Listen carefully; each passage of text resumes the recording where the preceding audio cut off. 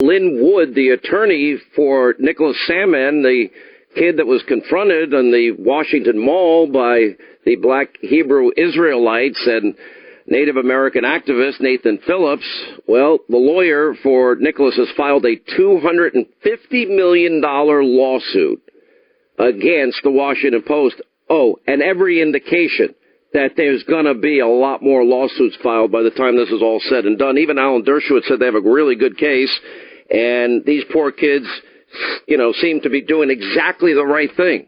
And then suddenly, because they're thought to be white, privileged kids, suddenly everyone's ganging up on them, Dershowitz said. And then he goes on to say, while the court may decide $250 million is excessive, I do think they have a significant case, and I believe that he's right. Bill O'Reilly, his new book, by the way, has been a long-time bestseller now, Killing the SS, The Hunt for the Worst War Criminals in History. How are you, sir? I'm the same, Hannity, which is tragic, as you know. You talk a lot about the media. As a matter of fact, another day, the New York Times slandering and accusing the president of obstructing justice. Look at this. Look at how these kids were treated. And the media, they needed to spend maybe 5 minutes, and they could have gotten the real story. Sure. They did no fact-checking. Story because the narrative is that Trump's the devil, and anybody who supports him deserves to get whatever bad things come their way. So you start with that. And what's interesting about this lawsuit is the lawyer behind it, a guy named Lynn Wood, a very shrewd and effective lawyer out of Atlanta. Yeah, he's on in an hour and a half hour, yeah. Yeah. Oh, he's on your program. He's okay. Coming up next, after you. Yeah. So, good. This is perfect because I'll set the table for him. He knows if he can get this case in front of a jury, that he'll win $200 million. Now, the opposition and the judges try to stop that. But the kid has a right to a jury trial. And it's outside of New York. It's outside of California. Oh, it's in Kentucky. Well, they might move the venue because of all the publicity, but it's going to be in the heartland somewhere. So the jury's going to sit there, and they're going to watch the tape, and they're going to see the Washington Post history of maliciously going after people who are perceived to be Trump supporters. This case is going to really damage Jeff Bezos and the Washington Post because that jury is going to be so angry that they're going to award the kid and his parents as much money as humanly possible. Now, it may be busted down later. That happens. But the Washington Post is in major trouble. I agree with you, but I don't even think it's just the Washington Post. I'll go into this in more detail with Lynn when he joins us. Bill, the rush to judgment. Look at Kavanaugh. The rush to judgment. The media, look at the Obama years. Even the president, who's a lawyer, Cambridge police, Trayvon, that could be like my son, Ferguson, Missouri, Baltimore, Maryland, UVA, the Duke lacrosse case. In every one of those cases, I first met Lynn when I was a local radio guy in Atlanta, and I was the only one in the media. And it turned out, I found out, much later that when I was on the air and the story broke that he fit the profile of the lone bomber because he lives with his mother, Richard Jewell said he was listening to me saying that's the most idiotic analysis I've ever heard. But I was the only one to do it. That's scary. Sure, because the agenda-driven media now isn't looking for the truth. We've discussed this before. I wrote my message of the day on BillO'Reilly.com about the New York Times exclusive about President Trump trying to get favorable treatment in the Michael Cohen situation. Okay, and I said, this is like buying land in the Sahara Desert.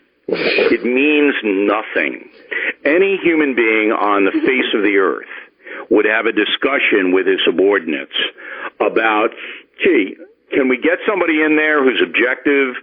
Are the people that are running this Cohen thing, are they Obama acolytes? Are they activists? Are they careerists?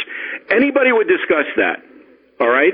But the fact is that anything that President Trump says, and as you know, I'm not an ideologue, and I'm not trying to be on the Trump campaign, but anything that he says, the New York Times is going to take it and spin it negative and say, oh, it's sinister, no matter what the conversation is. And how do they do it? They use phantom, invisible people.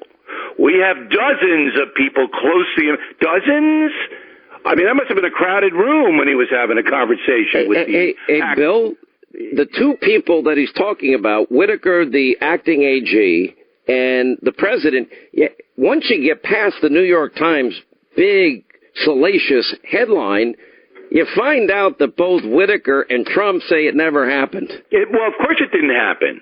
Of course it didn't happen because there was no action taken to change anybody. And that's what comes under the heading of obstruction. So there wasn't any obstruction. So why am I forced to read this boring article? And boy, was it boring. And the four writers are all anti-Trump activists. Mm-hmm. Haberman and Schmidt. These people are all over MSNBC and CNN. What are they doing on there? Bill, have you ever... listen, all of those stories I just mentioned. Now, I'll give you another example. Look at... Nobody vetted Obama. Newt Gingrich called me as I'm vetting Obama and talking about Ayers and Dorn and the Church of GD America and Alinsky and Acorn, and Frank Marshall Davis says, you got to stop. You're like out there on an edge, but hanging on a tree leaf in winter that's dry and about to break. You're going to ruin your career. And I said, well, so what? Or look at the deep state story that 2 years this March I began with John Solomon, and we have now discovered there really was an effort at a coup. First to favor a candidate that should have been indicted, rigged that investigation, then used her bought and paid for phony Russian lies. Can I just stop you right there? Yeah. Can you believe that on national television, McCabe, the second in command at the FBI, said that Strzok and Page were patriotic, good people? They just made a mistake.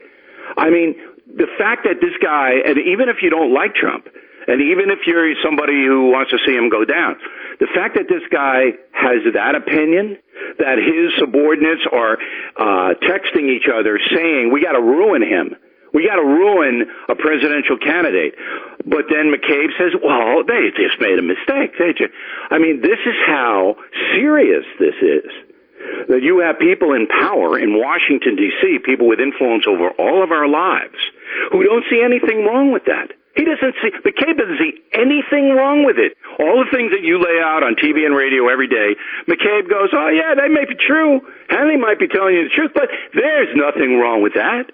I mean, it is I've never, in 45 years in journalism, seen anything like it.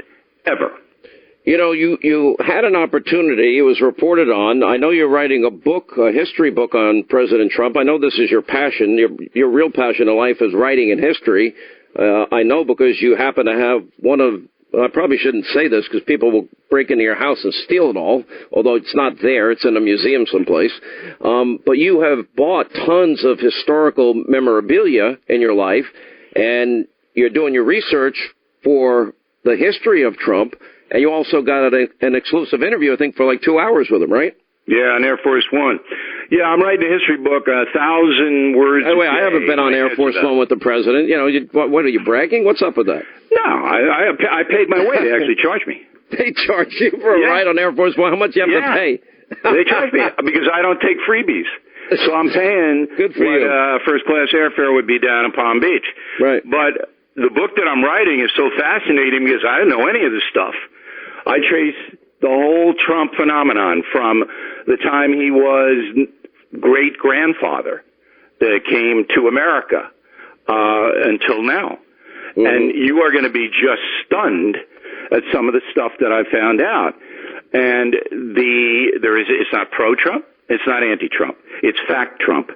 And for the first time, and I mean the first time, Americans will be able to read about their president in an honest way.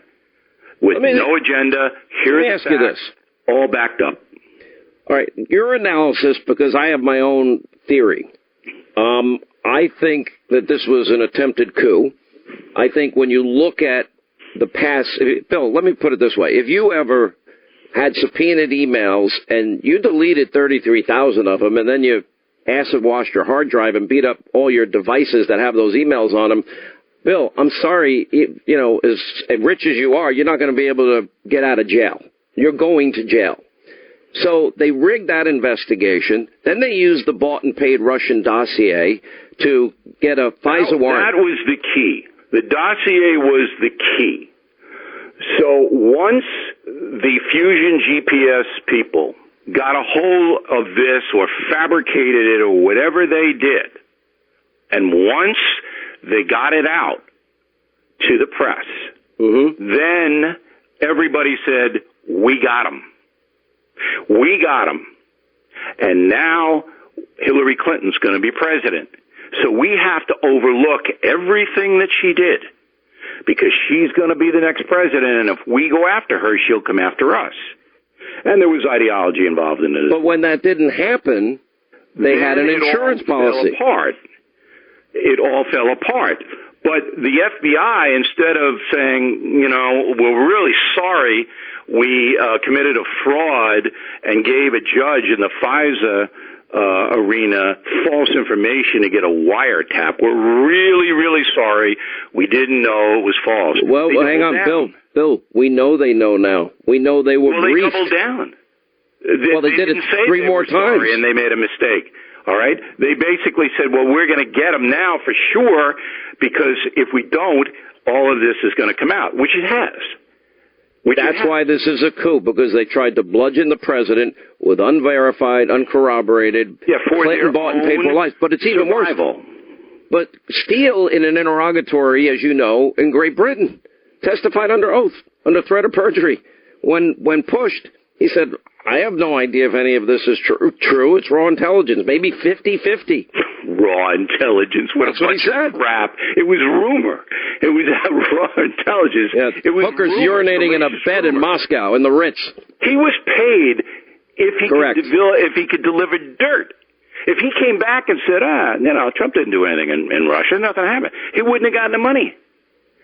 So, look, everybody knows what this is, which is going to be fascinating to see if Mueller gets into any of it when this leaks out. Which we hear the report's going to be done next week or as early as next week. Yeah, but we're not going to see that. All right? It's not going to be put out to the public. It's going to be given to a House committee. They'll be briefed by Barr, and as soon as they're briefed, it'll be leaked. Whatever the briefing by Barr is, the new Attorney General, to the House committee will be leaked almost simultaneously. Now, let's say they hand this report in. They're not going to do this while the president's in Vietnam negotiating the denuclearization of the Korean Peninsula, are they? Bad. And it'll be bad because even I don't think it's going to be what people think at all. Well, even if it's not bad, CNN will make it bad. And the New York Times will make it bad. They'll just make it up like they usually do. Yeah, they'll spin it like, it's terrible. Look at this. It's terrible, even if it isn't. It's crazy. So the American people should be prepared. The fix is in.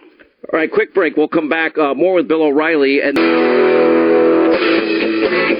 as we continue with Bill O'Reilly, Lynn Wood at the top of the hour, the attorney who filed a lawsuit on behalf of Nicholas Sandmann for $250 million against the Washington Post, which I predict is just the first of many, many more lawsuits. So you look at this 16-year-old kid, Nicholas Sandmann, and Lynn Wood, as I said, is going to join us. They destroyed this kid's life. Yep. And there are even idiot lawyers on radio and TV and writing columns that, he might be a public figure. A public figure? But again, the problem is everything that you could ever make up about Sean Hannity has been written, and I have no recourse. Just picture this. This kid walks in to the courtroom, takes the oath, sits in the chair in front of the jury, and Lynn Wood says, tell us how you were affected by this reporting. And the kid just wails. Then they're going to show what happened. They're going, can we give them more than $200 million? I mean, that's what it's going to be. And then think of what they'll also be able to show. The black Hebrew Israelites verbally, viciously assaulting them. They'll see that Nathan Phillips walked up to him, unlike the reports that were going out every second of the day. I think this kid wins slam dunk, and they'll want to settle in 2 seconds. Well, they will settle. It'll never come into the courtroom. Killing the SS, the hunt for the worst war criminals in history. Also, Bill's podcast on BillO'Reilly.com. Thanks for being with us. We appreciate it as always. Anytime. Enjoy it.